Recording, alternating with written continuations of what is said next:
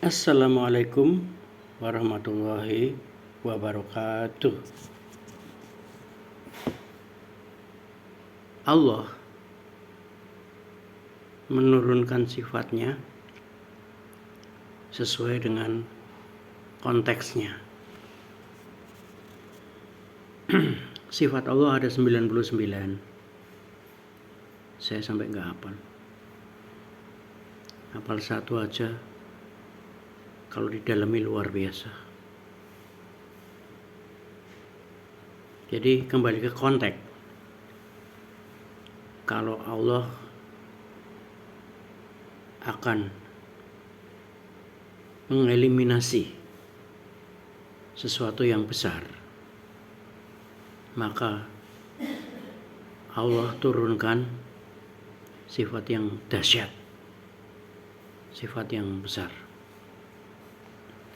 Kalau tujuannya untuk membombardir ya sesuatu yang sedang-sedang saja, maka Allah turunkan sifat yang sedang. Kalau untuk mengeliminasi sesuatu yang kecil, maka sifat yang sesuai. Contoh, Bismillahirrahmanirrahim. Itu setiap memulai sebuah aktivitas, di situ Allah menurunkan sifat Rahman dan Rahim, jadi supaya kita menjadi pengasih dan penyayang dan dilindungi oleh Allah yang Maha Pengasih dan Maha Penyayang. Selesai mengerjakan sesuatu, segala hal, alhamdulillah, berarti puji syukur kepada Allah. Nah, a'udzubillahi minasyaitonirrajim. Bismillahirrahmanirrahim. Qul a'udzu birabbin nas, malikin nas, ilahin nas, min syarril waswasil khannas, alladzi yuwaswisu fi sudurin nas, minal jinnati wan nas. Aku berlindung kepada Tuhan. Di sini pakai Rabb. Allah menurunkan sifatnya yang memelihara, yang memberi rezeki, yang mencukupi dan menguasai manusia. Ini Rabb, Rabbin nas. Malikin nas, raja manusia. Ilahin nas, yang patut disembah.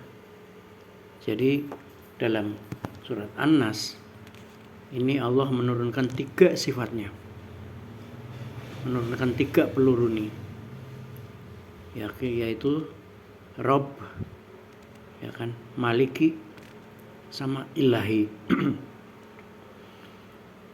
Kita berlindung kepada Allah ini pakai sifat Allah 3 untuk membentengi apa? Min syarril waswasil khannas, dari kejahatan bisikan syaitan yang biasa bersembunyi. Ya, coba lihat ya, ini dari kejahatan bisikan syaitan yang biasa bersembunyi.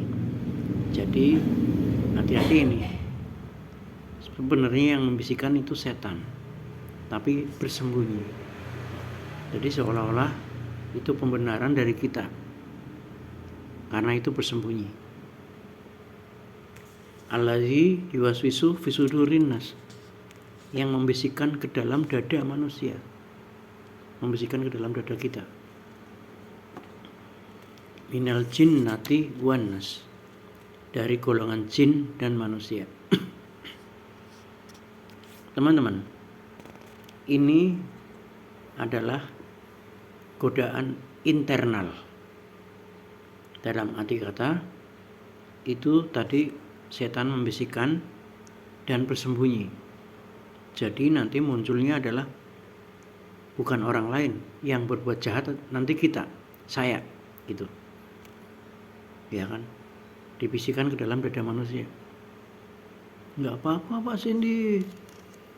Pak Cindy kan udah berjasa banyak, malah nggak naik pangkat lagi.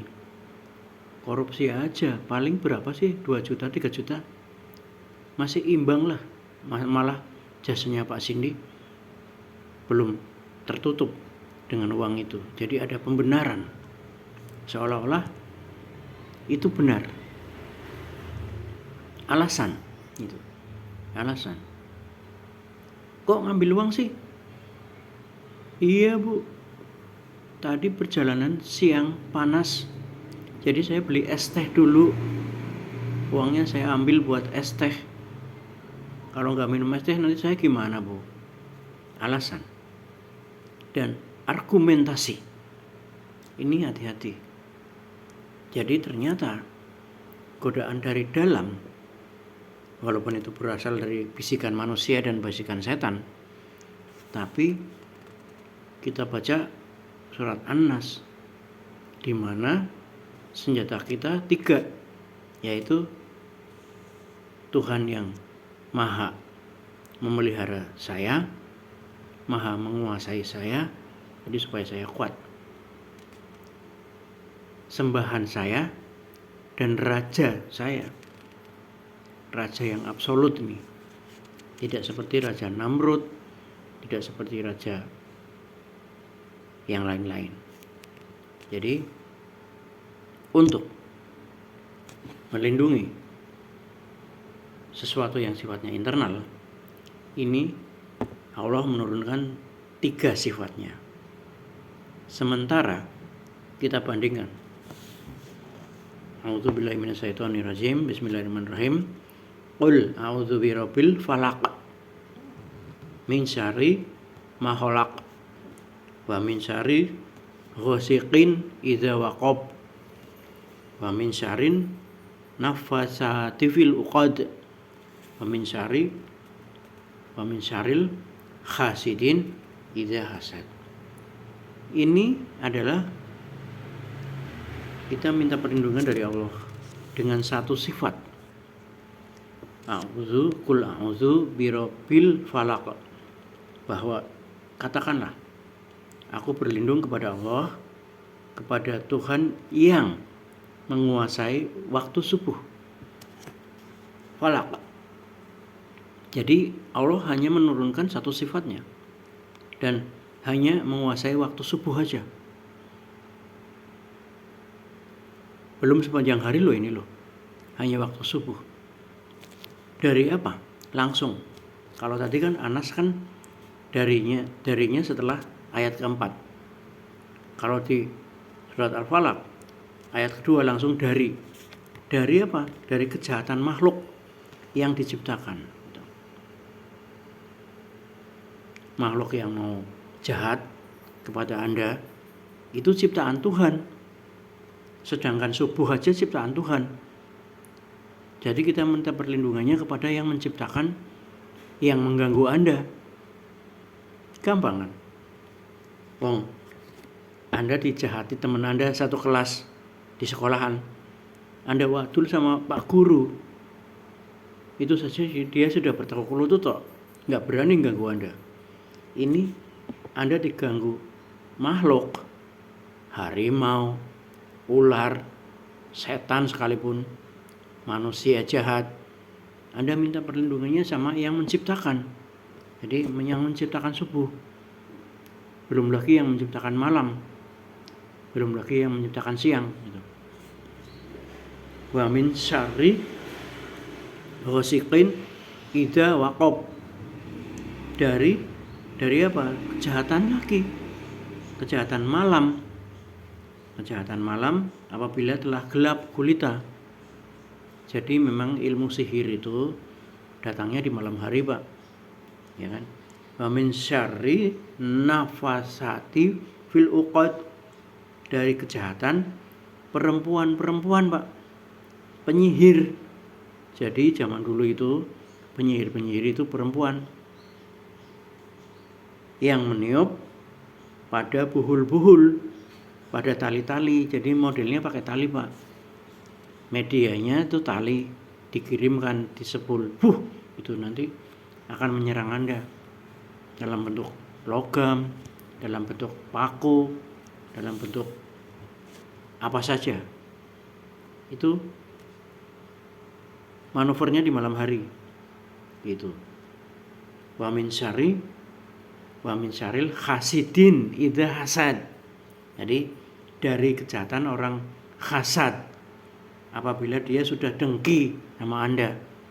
Jadi kalau ada di kantor Anda, di sekolahan, di pasar, itu orang dengki itu ada saja, Pak.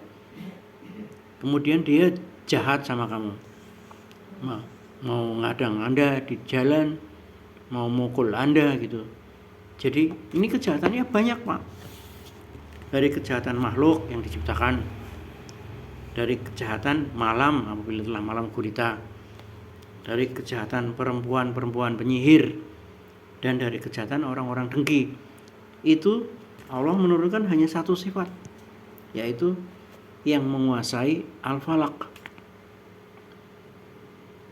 Jadi kejahatan yang bersifat eksternal itu hanya menggunakan satu sifat Allah, tapi yang internal itu ada 3, Pak.